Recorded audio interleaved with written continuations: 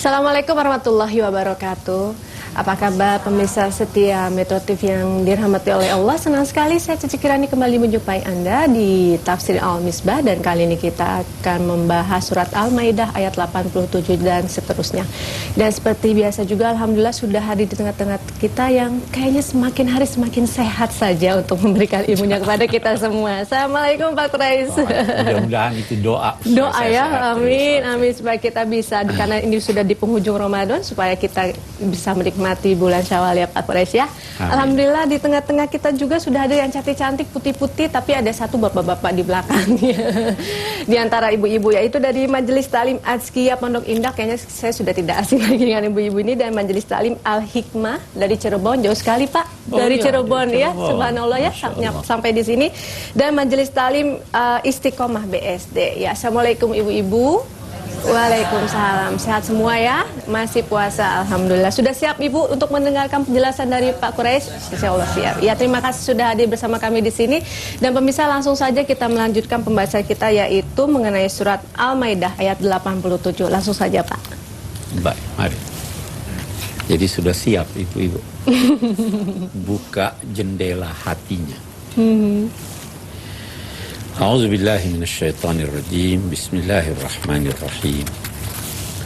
Ya ayyuhalladzina amanu la tuharrimu thayyibati ma ahallallahu lakum wa la ta'tadu.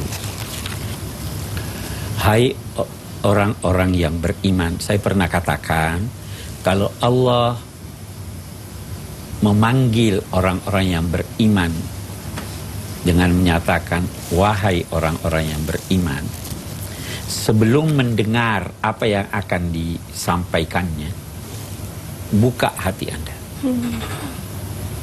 Niatkanlah bahwa saya akan laksanakan apa yang dimintanya ini. Lebih kurang seperti ibu kalau panggil anaknya, nak sini. Yang taat terus dia akan, oh iya Bu, saya datang. Siap untuk melaksanakan. Yakinlah bahwa apa yang diperintah oleh ibu terhadap anaknya pasti baik. Ya. Begitu juga. Yakinlah bahwa apa yang akan diperintahkan Allah atau yang dilarangnya itu pasti baik. Sebab saya katakan, nah buka ini. Ya ayyuhalladzina amanu la tuharrimu thayyibati ma ahallallahu lakum wa la ta'tadu. Janganlah kamu mengharamkan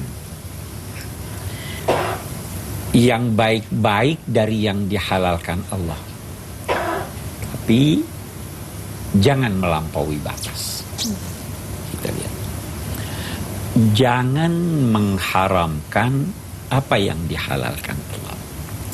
Mengharamkan apa yang dihalalkan Allah itu bisa bermacam-macam. Saya misalkan berkata begini, ayam itu halal dimakan atau tidak? Terus Anda berkata, oh itu ayam haram. Itu namanya mengharamkan apa yang dihalalkan. Ada yang kedua begini, kita lihat. Saya sumpah kalau saya dapat itu, saya tidak bakal makan nasi. Itu bukan mengharamkan dari segi hukum, tetapi mengharamkan dalam arti kata menghalangi diri untuk memakan hal yang baik. Kecuali, kita punya kecuali di sini. Kalau Anda sakit gula, lantas berkata, saya haramkan buat diri saya makan nasi, nah itu tidak apa-apa. Atau berkata begini, ada lagi bentuk pengharaman yang lain. Saya nazar, saya nazar kalau saya dapat anak atau saya dapat cucu, saya tidak mau melakukan ini atau itu yang sebenarnya halal dilakukan. Ini semua dilarang. Allah itu menginginkan kita hidup normal. Iya. Yang baik dimakan, yang buruk ditinggal. Tidak usah tambah-tambah lagi pengharaman buat diri Anda. Nah, tetapi dalam saat yang sama ini dikatakan bahwa wala ta'tadu, jangan melampaui batas. Wah, ini enak nih. Ya kan? Halal, enak. Makan sebanyak-banyaknya. Jangan melampaui batas. Jangan berlebihan. Melampaui batas itu juga bisa bermacam-macam.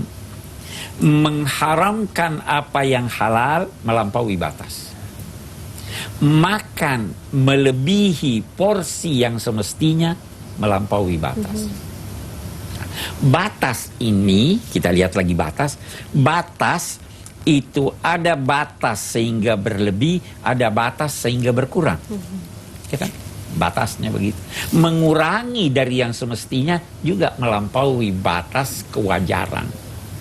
Nah, ayat ini dikatakan oleh sementara ulama itu turun berkaitan dengan satu orang yang berkata begini, waduh, saya ini kalau makan daging rasanya terlalu kuat saya haramkan, saya tidak mau makan daging.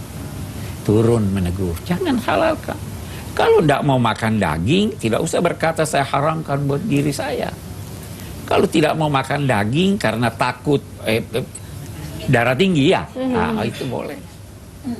Tapi wala ta'tadu ya ayyuhalladzina amanu la tuharrimu thayyibat ma halal wala ta'tadu innallaha la yuhibbul mu'tadin. Sesungguhnya Allah tidak menyukai orang-orang yang melampaui batas. Ada hal ulama-ulama, khususnya ulama-ulama tasawuf, berkata kalau mau menghalangi diri untuk memakan sesuatu yang lezat sewaktu-waktu dalam konteks mendidik jiwa, itu boleh. Saya beri contohnya, itu masih ada waktu. Masih. Saya lanjutkan sebentar. Ya, pemirsa jangan kemana-mana, tetap bersama kami. Tafsir Al-Misbah akan kembali setelah yang satu ini. Ya, bagi pemirsa yang baru saja bergabung bersama kami di Tafsir Al-Misbah, kita masih meneruskan surat Al-Maidah ayat 87 dan seterusnya. Dan langsung saja Pak Quraish, siap dilanjutkan? Baik, saya katakan tadi, pakar-pakar tasawuf, pengamal tasawuf, itu biasa menghindarkan diri dari sesuatu yang halal dalam rangka mendidik jiwanya. Ini nafsu perlu dididik. Kalau diikuti terus tidak pernah puas. Jadi harus, enggak, kamu stop di sini, kamu stop di sini. Nah, itu ada suatu peristiwa menyangkut Sayyidina Umar. Sayyidina Umar satu hari, di hari yang terik, dia kehausan. Maka beliau minta, saya minta segelas air. Panas udara, haus, mau minum. Sewaktu beliau mau minum, tiba-tiba mendengar satu orang mengaji, membaca ayat Al-Quran. Ayat itu di surat Al-Ahqaf, ayat 20. Ya. Wa yawma yu'radul ladzina kafaru 'alan nar. Nanti di hari kiamat akan dipaparkan, akan digiring orang-orang kafir itu ke neraka. Lalu malaikat-malaikat berkata, adhabtum tayyibatikum fi hayatikumud dunya wastamta'tum biha. Kamu punya kesenangan, kamu sudah habiskan waktu di dunia. Sudah tidak punya lagi hal yang menyenangkan kamu.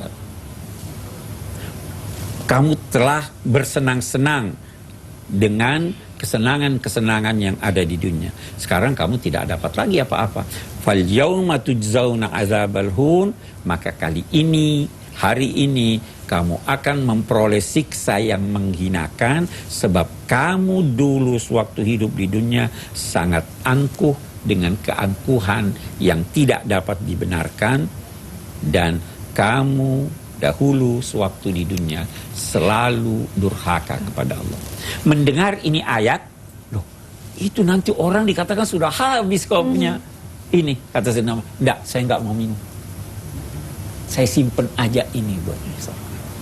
Itu bukan apa yang dilakukan oleh Sayyidina Umar setiap saat, tetapi sewaktu-waktu kita juga begitu. Itu sebabnya dalam agama ada dikatakan, memakan sesuatu yang Anda tidak berselera terhadap makanan itu namanya menyia-nyiakan makanan. Itu namanya berlebih-lebihan.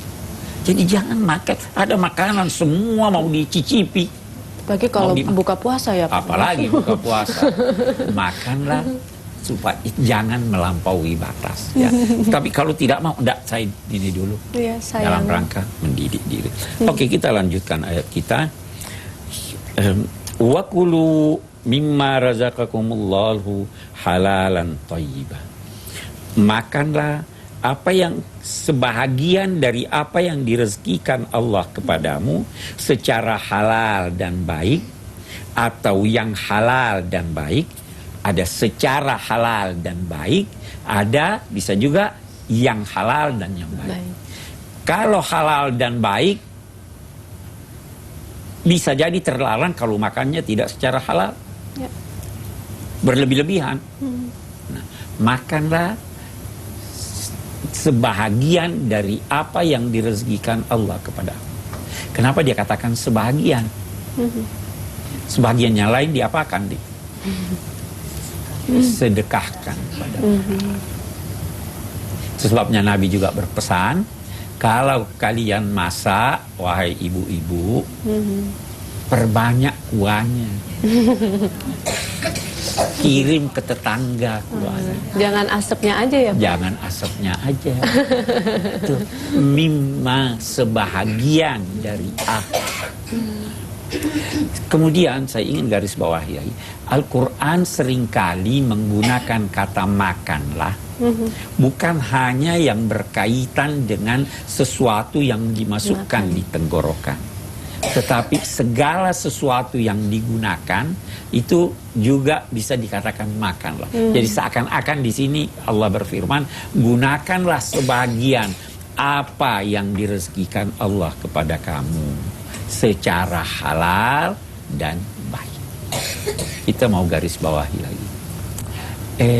Ibu-ibu punya perhiasan ya, pasti punya ya. Ada zakatnya atau tidak itu perhiasan? Ada. Bagus kalau ibu zakati. Sebenarnya perhiasan emas tidak ada zakatnya. Zakatnya itu pinjemin orang. Ya kan? Itu sementara ulama berkata begitu. Dipinjemin itu adalah zakatnya. Mimma, sebagian dari apa yang direzekikan Allah. Biar deh orang juga pakai. Memang sebaiknya. Itu kalau dia pinjem. Karena ada juga orang yang nggak mau pakai pinjaman. Ya kan? Udah dipinjam nggak dipulangin lagi. Nanti apalagi tidak mau dipulangin. Oke. Halalan, kita lihat halalan. Apa artinya halal? Halal itu, ibu-ibu pemirsa, ada 4 macam. Yang wajib itu halal. Iya. Berjudi halal atau tidak? Haram. Salat halal, wajib. Yang sunnah itu halal. Iya kan? Iya. Sunnah halal. Yang makruh, bagaimana ya makruh? Halal. Yang mubah halal. Oke. Makanlah yang halal, gunakanlah yang halal. Tetapi dia ada tambah yang thayyibah. Yang halal, yang baik. Makan bawang mentah bagus enggak? Kalau mau asal itu jangan Nabi ngomong. berkata. Iya kan? Itu Nabi berkata, yang makan bawang benta jangan dekati kami. Karena apa? Aromanya. Itu bukan, bisa jadi kalau ada perkembangan baru, lantas itu aromanya bisa kita hindari. Oke. Lain kalau obat. Iya. Oke. Halalan thayyiba. Thayyiba juga itu artinya proporsional.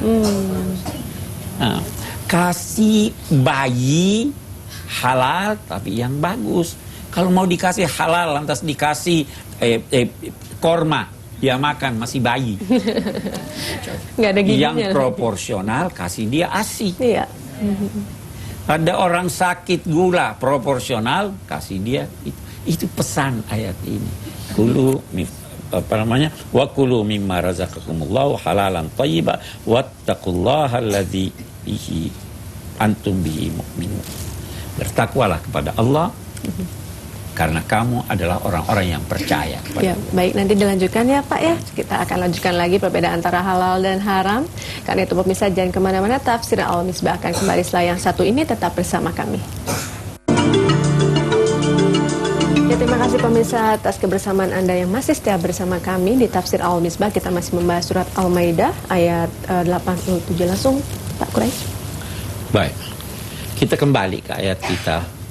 Ada sahabat-sahabat Nabi yang pernah nazar, saya tidak mau makan ini, saya tidak mau makan itu. Waktu turun ayat ini mereka bertanya, loh sekarang kita dilarang oleh Allah, bagaimana dengan kita punya nazar ini? Bagaimana saya sudah pernah sumpah tidak mau makan ini, tidak mau makan itu. Nah, maka turun lanjutan ayat ini. Lanjutan ayat kita ini menyatakan itu ayat 89 ya. La yu'akhidukumullahu billagwi fi aimanikum walakin yu'akhidukum bima aqadtumul aiman. Allah tidak menghukum kamu, tidak menuntut tanggung jawab dari kamu menyangkut ucapan-ucapan kamu yang redaksinya sumpah, tetapi tujuan kamu bukan bersumpah. Itu ini saya cerita, apalagi di Timur Tengah itu seringkali tanya jam, dia katakan sa'akam wallahi, jam berapa wallahi.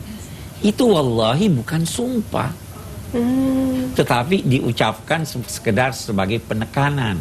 Nah, Allah di sini berfirman, kalau kamu mengucapkan redaksi sumpah, tetapi tujuan kamu bukan sumpah, itu Allah tidak menuntut dari kamu tanggung jawab. Yang dituntutnya, kalau kamu mengucapkan redaksi sumpah, hati kamu memang maksudnya bersumpah. Yang menentukan hati. Nah, nanti ada yang berkata begini, saya sumpah, hati saya berkata tidak sumpah, tapi saya yakinkan dia bahwa saya bersumpah. Itu sumpah atau tidak? Itu sumpah. Itu sumpah. Padahal bohong ya. Nah, kita akan bahas lagi itu nanti setelah melihat lanjutan ayat ini. Fakafaratuhu it'amu asyrati masakin. Nah, kalau kamu bersumpah dan dari hati kamu bersumpah, kemudian kamu membatalkan sumpahmu itu, maka kamu terkena sanksi pembatalan sumpah adalah memberi makan 10 orang miskin dari makanan sehari-hari kamu, makanan pertengahan kamu. Jadi tidak usah yang terlalu kita sewaktu-waktu makan yang enak, berasnya yang bagus, biasa juga yang tidak bagus, tapi biasa yang pertengahan. Berikanlah makan 10 orang miskin dari pertengahan apa yang kamu makan, dan kamu beri makan keluarga kamu, atau beri mereka pakaian, atau memerdekakan seorang hamba.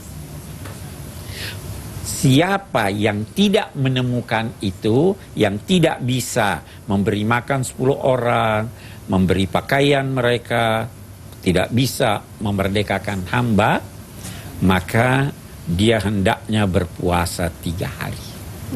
Nah, kita lihat. Jadi biasa bersumpah nih, saya sumpah saya akan datang. Saya kembali kepada pertanyaan tadi. Dia sebenarnya maksudnya bohong. Tapi dia sumpah. Kena juga ini. Ada ulama berpendapat dia tidak kena. Dia tidak harus membayar, memberi makan 10 orang dan seterusnya itu. Tetapi dia dituntut nanti di hari kemudian. Nah, suka yang mana nih? Iya kan? Ada juga ulama berkata dia terkena sanksi ini dan dalam saat yang sama dia akan dituntut di hari kemudian. Itu kalau sumpah bohong. Pejabat, saya bersumpah akan begini. Ada yang bilang, dalam hati saya sih tidak sumpah. Saya cuma janji. Ya Anda bohong. 2 kali dia. Sekali dia bohong, sekali dia melanggar. Itu namanya sumpah palsu. Lanjutan ayat kita ini menyatakan bahwa itulah sanksi yang menutupi kekeliruan kamu dalam bersumpah. Nah, ada satu hal. Kalau Anda bersumpah melakukan sesuatu, lantas Anda berpikir bahwa ada yang lebih baik dari itu. Ya. Bagaimana? Batalkan sumpah Anda, lakukan yang lebih baik dari itu. Tetapi bayar kafar. Kasih makan 10 orang. Itu ada ulama lagi berkata, bukan undang 10 orang makan. Tetapi beri dia biaya makanan. Kasih dia pakaian. Ada ulama berkata, pakaian apa saja? Kerudung pakaian enggak? Yeah. Pakaian. Ulama lain berkata tidak, pakaian yang bisa dipakai buat salat. Jadi artinya pakaian yang menutupi aurat. Ya kan, itu maksudnya. Baru ada pesan di ayat ini yang menyatakan wahfazu aimanakum. Peliharalah sumpah-sumpah kamu. Kalau sumpah, laksanakan. Karena itu hati-hati bersumpah. Iya. Bahkan ada ayat Al-Quran menyatakan wala taj'alullaha urdatan liaimanikum. Jangan jadikan nama Allah itu sebagai ucapan untuk bersumpah. Karena semakin banyak kamu bersumpah, semakin menjadi pertanda bahwa kamu tidak dipercaya. Masya Allah. Iya. Ya, ya. Saya tidak perlu sumpah mau datang kalau Anda percaya saya. Saya mengucapkan sumpah karena Anda tidak percaya saya. Jadi jangan sering bersumpah. Kalau Anda sering bersumpah, orang tahu Anda sering bersumpah, orang lain berkata, oh ini tidak bisa dipegang kalimat-kalimat. Ini orang yang tidak benar nih. Sehingga, apa katanya? Kamu tidak bisa melakukan islah. Kamu tidak bisa melakukan perbaikan. Tapi kalau kamu tidak bersumpah, orang yang baik berucap sekali aja. Tapi jangan seperti ini. Saya biasa itu mengalami. Pak Ures datang besok ya. Saya jawab insya Allah. Jangan pakai insya Allah dong. Loh, insya Allah itu bukan berarti saya tidak akan datang. Tetapi saya menyadari bahwa saya akan berusaha sekuat tenaga, tetapi yang menentukan terakhir itu adalah Allah. Jadi tidak usah berkata jangan pakai insya Allah. Dan saya tidak perlu bersumpah untuk itu. Ya kan? Itu pesan ayat kita ini. Wahfadzu aimanakum kadzalika yubayyinullahu lakum ayati la'allakum tashkurun. Demikianlah Allah menjelaskan ayat-ayatnya supaya kamu bersyukur. Semoga kita semakin menyadari ya, asal jangan selalu bilang sumpah insya Allah gitu. Ya, baik, nanti kita akan teruskan lagi pembahasan surat Al-Maidah ini. Kita akan kembali setelah yang satu ini. Lagi di Tafsir Al-Misbah, kita masih membahas surat Al-Maidah, dan pada segmen ini kami memberikan kesempatan bagi ibu-ibu yang sudah hadir di sini untuk memberikan pertanyaan pada Pak Quraisy Shihab, dan kali ini 3 orang pertanyaan dulu. Ya, silakan. Silakan Ibu. Oh ya, silakan. Saya mau bertanya mengenai masalah nazar. Bagaimana kalau saya berniat bernazar dengan untuk ingin melaksanakan puasa selama 7 hari. Bagaimana cara melaksanakannya? Apakah harus dibayar dengan berturut-turut atau kapan saja? Terima kasih. Ya, terima kasih. Baik, Bu. Kita lihat dulu ayat kita di sini. Nanti saya jawab Ibu punya pertanyaan. Ayat kita di sini menyatakan atau dia berpuasa 3 hari. Dia tidak sebut kata berturut-turut. Ya kan? Di ayat yang lain, untuk sanksi hukum yang lain, itu dia katakan 2 bulan berturut-turut. Nah, ada ulama yang memahami bahwa 3 hari di sini tidak perlu berturut-turut karena tidak disebutkan berturut-turut. Ada lagi ulama yang berkata kendati tidak disebut berturut-turut karena di tempat lain ada disebut 2 bulan berturut-turut, maka di sini berturut-turut. Itu menyangkut ayat kita. Sekarang Ibu juga kita mau tanya. Ibu waktu berkata mau puasa 6 hari Bu ya? 7 hari. 7 hari. Ibu niatnya berturut-turut atau tidak? Tidak. Tidak. Tergantung dari niat Ibu. Kalau Ibu berniat tanya, saya hanya mau 2 hari. Tergantung dari niat. Innamal a'malu binniyah. Sesuai dengan niat. Ya, baik, lanjut. Nanya berikutnya silakan. Saya mau bertanya, apakah yang lebih utama bersyukur dengan bersabar? Bersyukur atau bersabar? Iya. Bersabar. Baik. Yang mana yang lebih utama Ibu hindari? Buaya atau singa? Nah, buaya. Dua-duanya. Tetapi kalau Ibu di sungai, buaya. Kalau Ibu di darat, singa. Nah, yang mana lebih utama, syukur atau sabar? Kalau Ibu dapat nikmat, bagaimana? Syukur. Kalau dapat musibah, syukur. Syukur juga. Ya kan itu begitu Bu. Memang mungkin orang-orang tasawuf itu pernah ditanya. Kalian kalau dapat, dia bertanya, kalian kalau dapat nikmat bagaimana? Dia katakan, kalau kami dapat nikmat, kita nih, kalau kami dapat nikmat kami bersyukur, kalau tidak dapat nikmat kami sabar. Dia jawabnya lain. Ini orang yang pemahamannya pengamalan agama. Dia bilang, kami kalau dapat nikmat kami beri orang. Kalau kami tidak dapat kami syukur.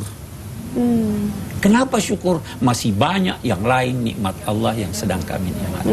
Ya tak? Nah, itu tapi itu Ya baik. Pertanyaan terakhir untuk segmen ini, silakan.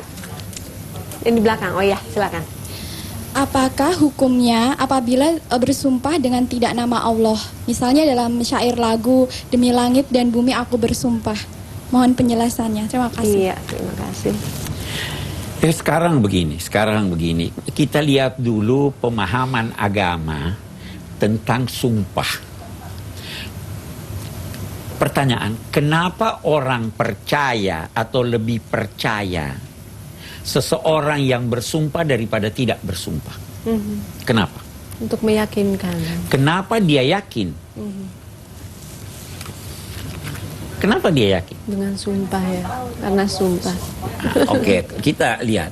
Dia yakin karena orang yang bersumpah itu seakan-akan berkata, kalau saya bohong, saya bersedia menerima kutukan Tuhan. Iya kan? Ada yang bersumpah, demi anak-anak saya, kalau saya bohong, biarlah anak-anak saya begini. Ya kan? Oke. Dalam Islam, sumpah itu harus dengan nama Allah atau sifatnya atau perbuatannya. Karena tidak ada yang kuasa menjatuhkan sanksi atau kutukan kecuali Allah. Jadi Anda tidak bisa berkata demi Nabi. Karena Nabi tidak bisa. Harus, itu. Tapi kita kembali ke pertanyaan Anda.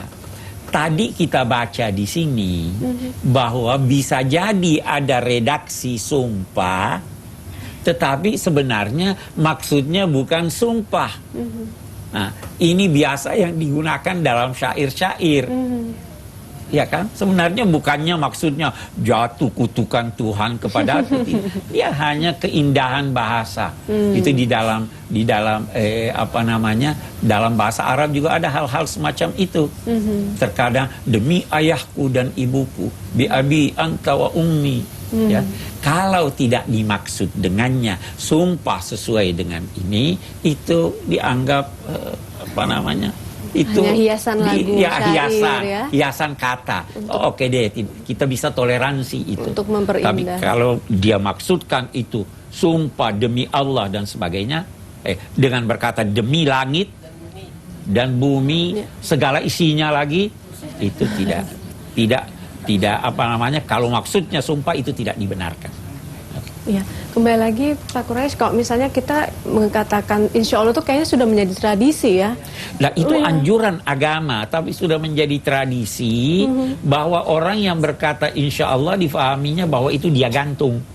Nah, padahal sebenarnya kata insya Allah itu adalah kita ucapkan untuk menyadarkan diri kita dan semua orang bahwa untuk terjadinya sesuatu itu perlu berkumpul sekian banyak faktor. Salah satu faktornya diri saya. Saya janji mau datang besok. Oke, saya udah pakaian, saya udah keluar rumah, mobil macet. Jadi enggak. Nah, itu bukan di luar keinginan saya. Ada demo sampai tidak ini di luar kemampuan saya. Saya sakit di luar kemampuan saya. Jadi banyak faktor untuk mewujudkan sesuatu yang bisa menghimpun semua faktor itu hanya Allah. Saya kira itu. Baik, ada yang mau bertanya lagi?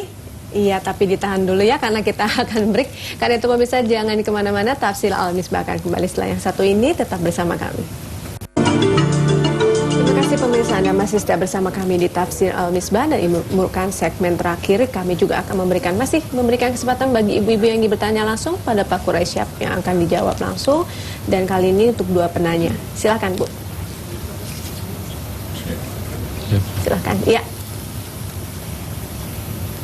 Apakah ada perbedaan kata latak tadu dan latus serifu? Mohon penjelasan. Iya, terima kasih. La ta'tadu dan la tusrifu. Apakah ada perbedaan antara larangan melakukan agresi, permusuhan, pelampauan batas dengan larangan boros? Ada bedanya enggak? Beda. Udahlah, kalau sudah tahu bedanya saya tahu. Baik, begini kita lihat. Boros itu bisa dua macam. Anak saya perlu uang, oke? Saya beri dia 100 juta. Boros enggak? Boros. Boros, bagus, boros. Tetapi memberinya uang benar enggak? Benar. Di sini sasarannya benar, tetapi pemberiannya salah. Ada satu orang, kita lihat, sakit, saya beri dia buku yang banyak. Tambah sakit. Tambah sakit. Di sini pemberian saya itu pemberiannya yang boros, ya kan? Iya. Orangnya tidak tepat diberi itu. Nah, ini itu pemborosan itu. Itu sebabnya tadi saya katakan bahwa Anda makan, Anda tidak senang pada makanan itu, tidak ada seleranya, lantas makan juga, itu boros. Kalau Anda makan yang Anda senangi, nah itu tidak boros.